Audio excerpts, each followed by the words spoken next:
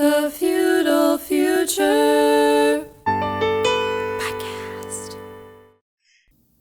Hello and welcome to another episode of the Feudal Future Podcast. I'm Marshall Teflansky. I'm Joel Kotkin. And Joel, we're just past the election, just by a couple of days. And one of the big topics that people are talking about right now is what is the relationship between the Trump administration and the business community going to be like? And to help us with that today, we asked Tevi Troy to join us. Tevi's book, which is The Power and the Money, is all about that. It traces the relationship between CEOs and POTUSes all the way back to Ulysses S. Grant. Tevi, welcome. Thanks for having me. I'm a fan of both you and of the podcast. Well, thank you. And Joel, you want to kick us off with a question? I mean, one of the things that I've been trying to follow is the shift in the support base of the presidential candidates. In 2020, it seemed to me that Biden had virtually all the big powers in, Silicon Valley and Wall Street, which are, the dominant groups. Has that changed significantly? I wouldn't say that it's changed significantly. I think we're seeing some large tectonic shifts that are coming from two places. Number one is it used to be a more industrial economy. So the big companies were car companies and oil companies and railroad companies, and those leaders tended to be more Republican. And today, when you have Silicon Valley and Hollywood and media, those tend to be more Democratic. So that's one factor. The second factor is that Republicans now join Democrats in being regular critics of big business. So the Democrats are going to go after him. The Republicans are going to go after him. So CEOs say, well, both parties go after me, but my kids go to the same school as these Democratic legislatures. I'm more culturally conservative, culturally comfortable with the Democrats, so I'm going to hang out with them. And as long as I'm going to get hit, I might as well find the team that I'm comfortable with. That is, but I wonder, has there been any movement? I mean, it just seems to me that we are seeing prominent Wall Street people, and Elon Musk, of course, and also some of the techies shifting to Trump. Is that a significant move, or is it just a few individuals? Well, it's significant in that I think they had an outsized impact on this election, especially Elon Musk, and other CEOs might follow. I mean, they're not the boldest crew; they're mostly a risk-averse crew. But if Musk goes in first and it works out well for him, they may do the same in the future. But I would say that right now, the business leadership of the country, especially in those places, Silicon Valley and in the entertainment and the media, those tend to be liberal and will continue to be so. Well, I'd like to back us up a little bit because you make some really wonderful points in the book about what the nature of the relationship is between businesses and the government. We typically, especially with this election cycle, we start looking at Musk's lottery system and all this stuff, and it's all about elective politics. It's all about campaign contributions. But really, there is a fundamental justification for having a relationship between business and policymakers. So how do you see that? I mean, what is it all about, and how has that evolved over time? Yeah, I think you see this recurring trend in The Power and the Money, which is CEOs think that they can do whatever they want and they don't have to worry about government. And then government comes to bite them. And then they say, okay, I'm going to pivot and I'm going to get much more involved in government. I'm going to change my strategy. It happened with Rockefeller when the Teddy Roosevelt administration came after him. It happened with Lew Wasserman, a Hollywood mogul who had no interest in government until Bobby Kennedy's Justice Department came after him. It happened with Bill Gates, who said, we're going to get bigger and faster than the government and not have to worry about them. And then obviously Bill Clinton's Justice Department came after him. And then later, what Gates does is when he meets a young and somewhat starry-eyed Mark Zuckerberg, he says to him, get an office there now. And there is obviously Washington, D.C. Wow. And right now, from what I'm understanding, tech is one of those powerful lobbies in Washington.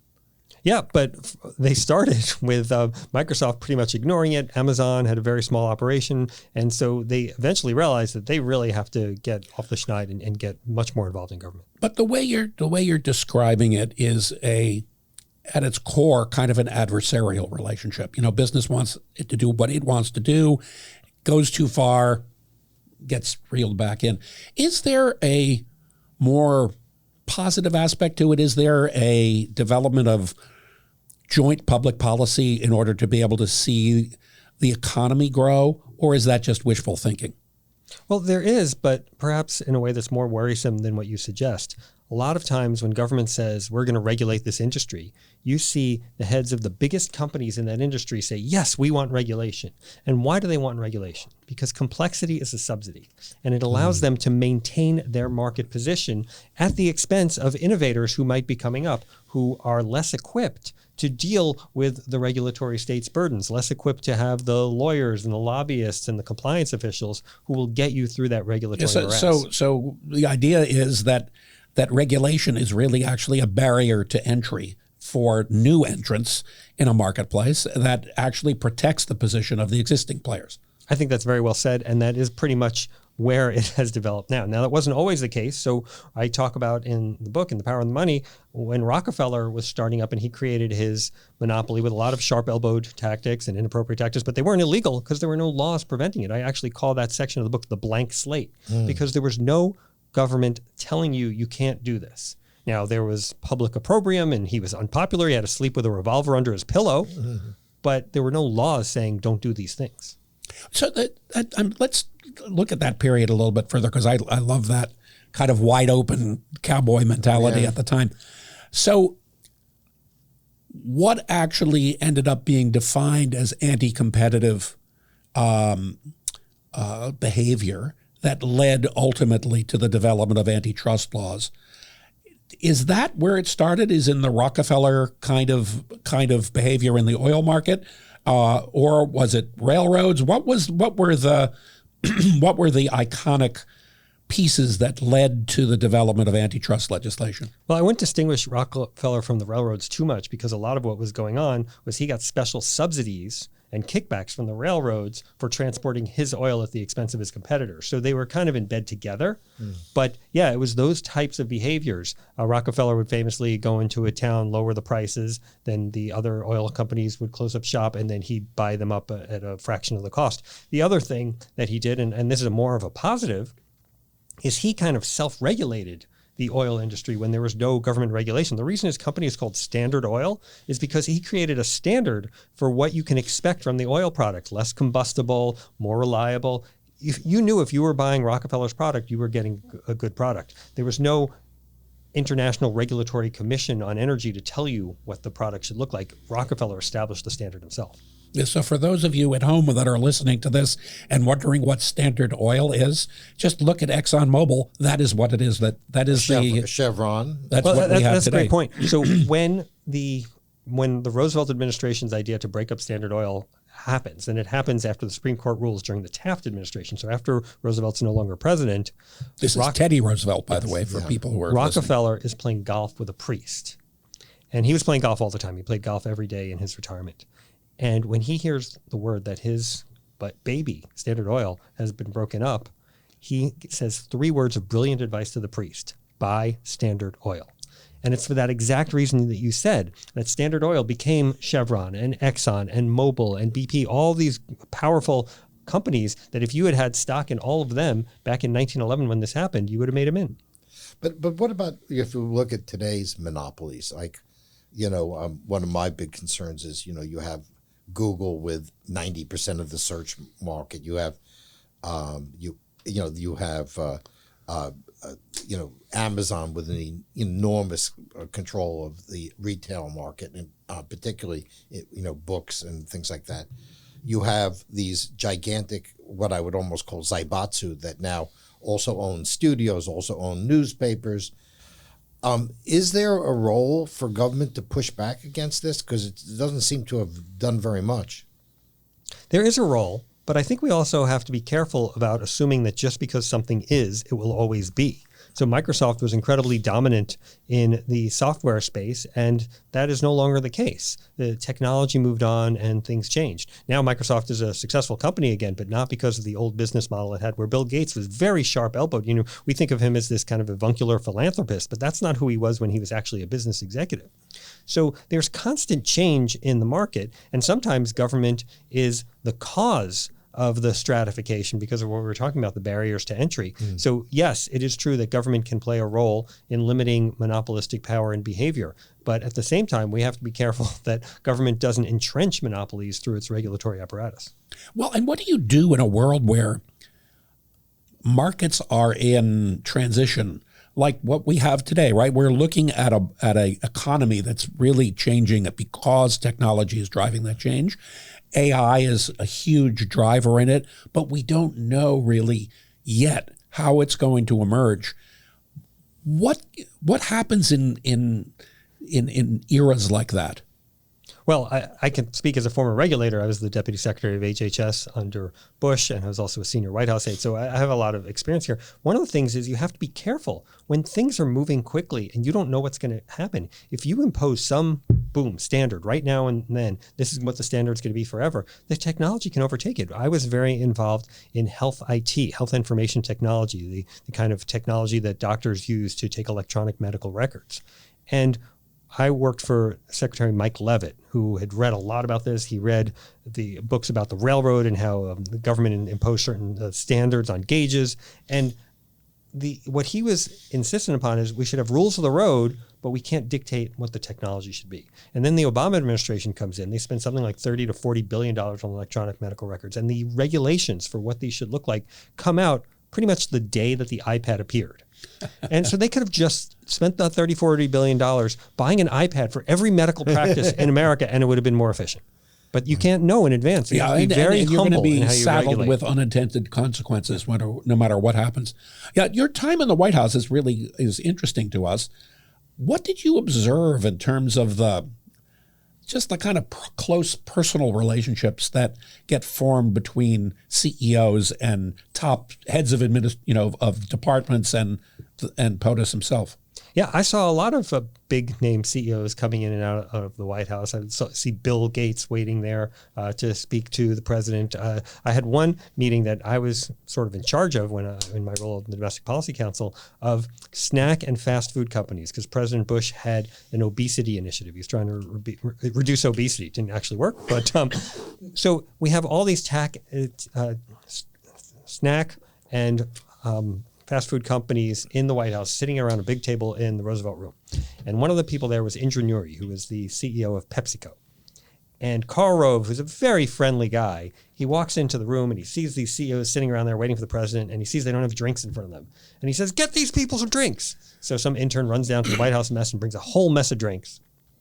And the White House mess has an exclusive contract with the Coca-Cola Company. No PepsiCo product. Oh, that must have gone over well. So these sodas are being distributed to the tech CEOs, and there's no way Indra Nooyi is going to be photographed with a Coca-Cola product in front of her.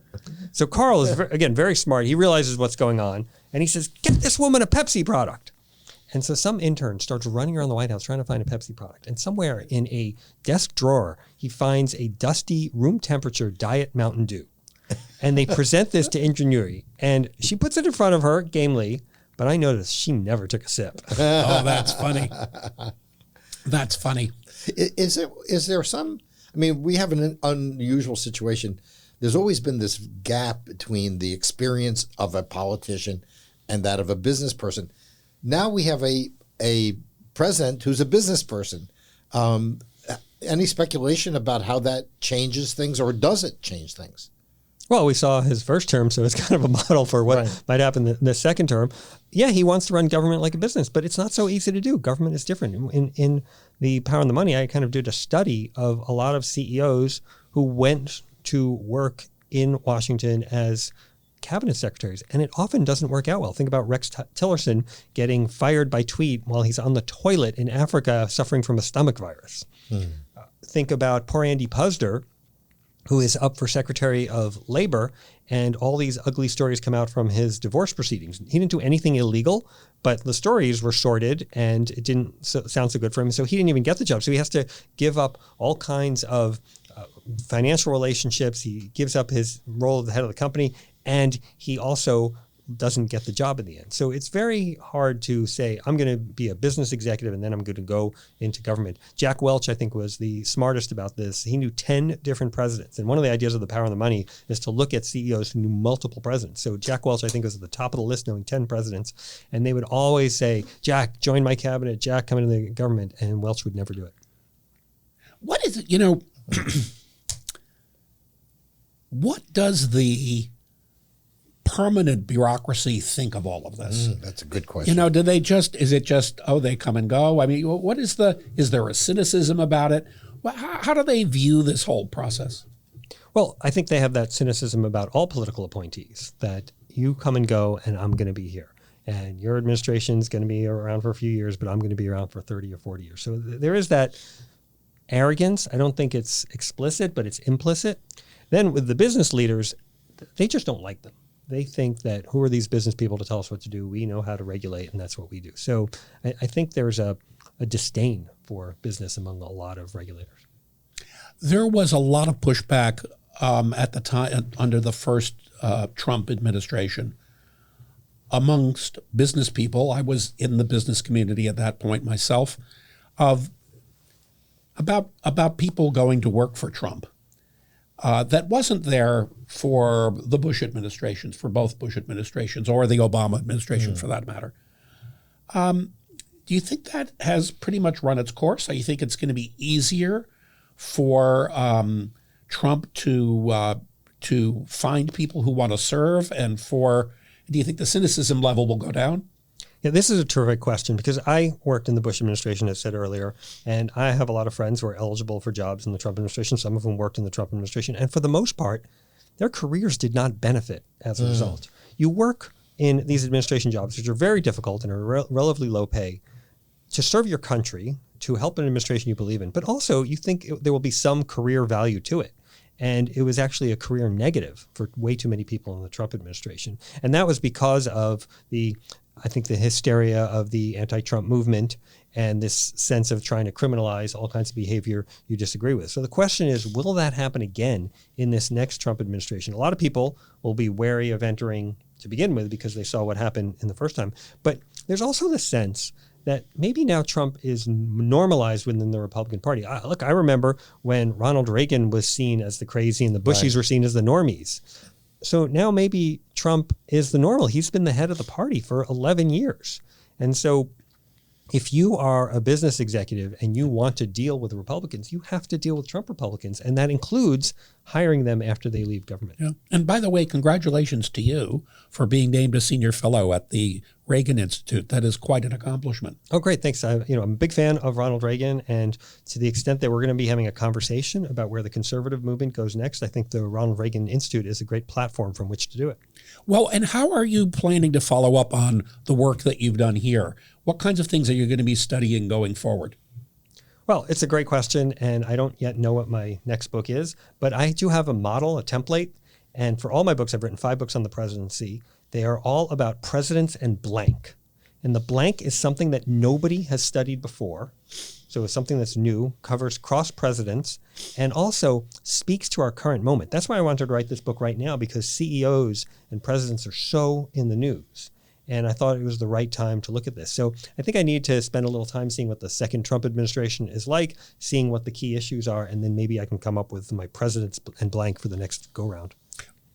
Well, I was just wondering, if we could just go back a little bit to our friend Elon Musk, what kind of role could he be playing? I mean, he's such a huge factor in the economy. It's not like he's just another, stock guy. He's I would say the most important entrepreneur in the world at this stage. What kind of role could he play? I mean, it's hard to think what policy could come that wouldn't affect his business. Right. Not only most important entrepreneur in the world, but also maybe most important celebrity. Mm-hmm. Right? There's long been this talk about how the Democrats dominate the celebrities. They've got Beyonce and Cardi B, and the Republicans have Elon Musk, and I think he was effective on the campaign trail. And so I think we have to rethink what celebrity is, especially in this disaggregated world where, look, all of us grew up in a time when everybody knew what happened on All in the Family or on Happy Days. But that's no longer the case. There's no one TV show that everybody watches. I mean, the New York Times might want you to think that everybody is watching Breaking Bad or Curb Your Enthusiasm, but those are really niche shows, and they're not watched by the bulk of the American people. But everyone knows Elon Musk. So I think the very celebrity nature of the CEOs gives them an ability to help an administration just from the reflected glory of who they are and their celebrity status. I don't know if you've had a chance to read Isaacson's biography of Musk. I sure did. cited in the Power and the Money too. One of the things that came out is his maniacal focus on process improvement. Yeah. And which, as a business school professor myself, is a topic near and dear to my heart. Well, sort of like I saw at your Honda, or the people at Toyota, right? Yeah, right. Well, but the thing that's interesting here is that Trump has offered to provide that kind of guidance to redesign government processes. God knows government processes need to be redesigned in order to become more efficient. Government has screwed up a lot of applications of technology that would have been really fantastic because it's just too big. Do you think that he actually has a shot at making an impact in that regard? It's a terrific question, and I myself have been wrestling with it because government is not like business. One thing that really came out in that Isaacson book, and I really seized on that same piece that you mentioned, was he could go to the assembly line and say, "This is wrong. Why are you doing it this way?" And they say, "Well, we've done it this way before," and he'll say, "Stop." But in government, when you say we've done it this way before, it's usually because there's a congressional directive or some regulation, something written in law that makes you do it that way, that inefficient way. And so I think what might be a first step would be to have some kind of report that triages what's going on and sees what is congressionally mandated, what is there by regulation, what is there by habit, and approach all of those things differently. Now that Trump has won the Senate and Congress, there's a chance that he could go after some of those inefficiencies that are there through legislation, as well as go after the ones in regulation. But the first one should be the ones that are just there by force of habit, and that's where I would start. So if we want to kill something, we just create a study group. So that sounds to me like there's really no hope of ever making this happen. I don't know. I'm being a little facetious here. I mean, the Grace Commission brought out a lot of interesting and important ideas that some were adopted by government. And I really do hope that we can get some focus on it, because I think the country needs to be retooled. Yes. And, we're kind of operating on a 20th century, maybe arguably a 19th century model of how government should work, and we're not in that anymore. Well, you see it with FEMA, you see it with the putting the charging stations out. I mean, billions of dollars. And meanwhile, Elon Musk goes and makes tens of thousands of them on his own.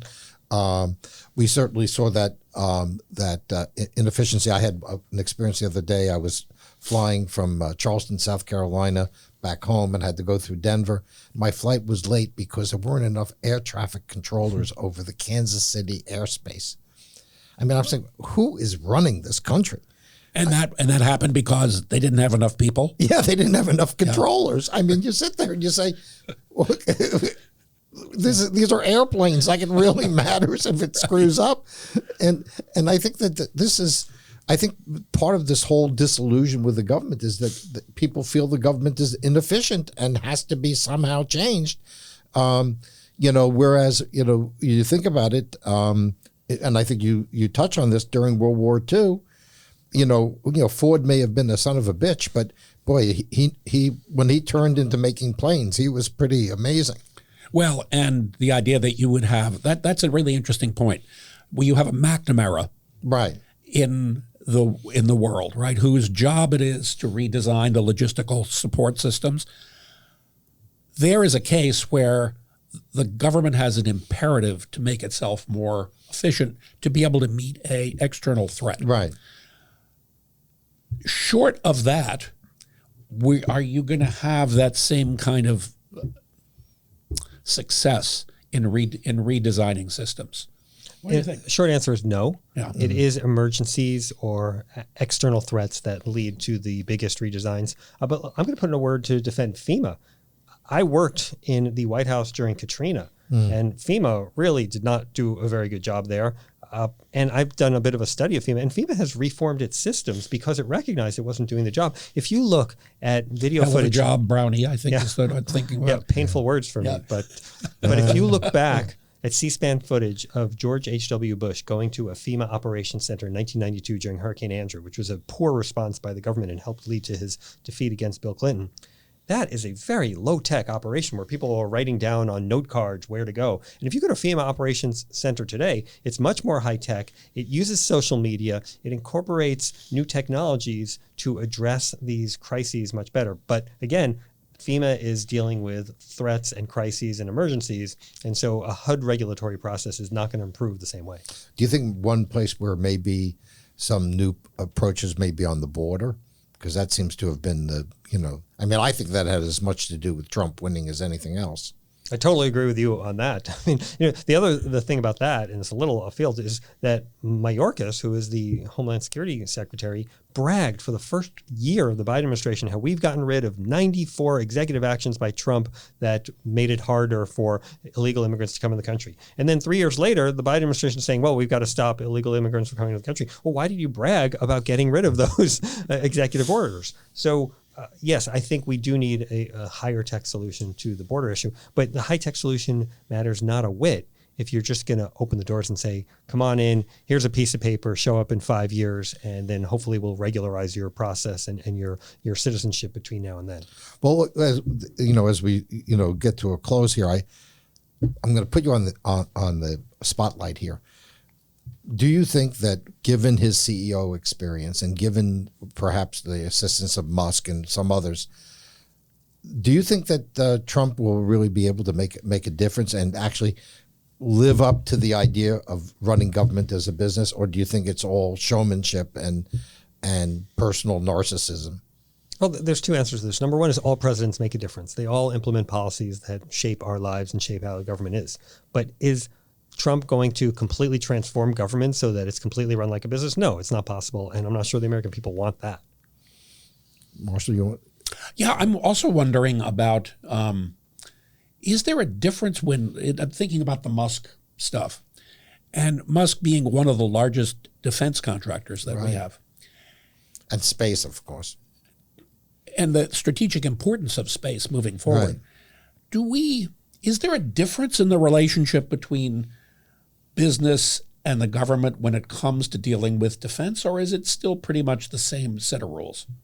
No, it's different with defense. There's a whole bunch of different procurement rules, and there's, again, just necessity and emergency here. So, but I do think that our defense procurement has to be improved. There have been some interesting articles in the Wall Street Journal about how new, smaller, high-tech firms are doing things that Lockheed Martin or Northrop Grumman can't even imagine.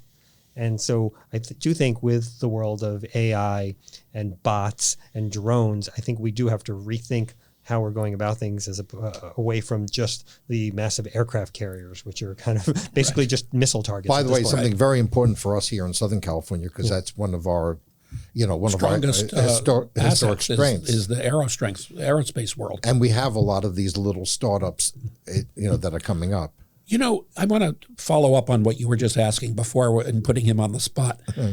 So if you look at this election, I think a lot of people voted for Trump because they said, you know what, somebody's got to do something differently. Right. I can't afford to eat anymore. I can't afford to get a house anymore. There's so many pieces of the American dream that are just been put away from me. Obviously, in order to be able to make any kind of meaningful government change, there have to be wholesale changes. Do you think, in the relationship between government and business, do you think it's going to happen? Do you think that the relationship between businesses and government will go to a new level during this administration and actually be able to deliver on the promises that Trump made? Well, no candidate except maybe James Knox fulfills all their campaign promises. Right.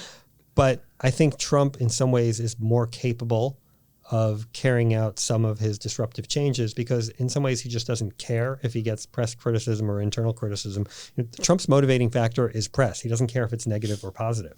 There's downsides to that. There's upsides to that. So I think he has some potential to do those kinds of things, but I wouldn't overly bet on government being this sleek, efficient operation after 4 years of Trump too. Well, let's hope that at least we see some positive change. Yeah, that would be a change. That would be a change in itself. It would be great to avoid the headlong rush back to feudalism. Right. And with that, I just want to say thank you very much, Tevi. This has been a really interesting conversation, and we wish you well in your new assignment at the Reagan Institute. And thank you for being a guest on the Feudal Future podcast. Thank you. Thanks for having me. It's a great conversation. The feudal future.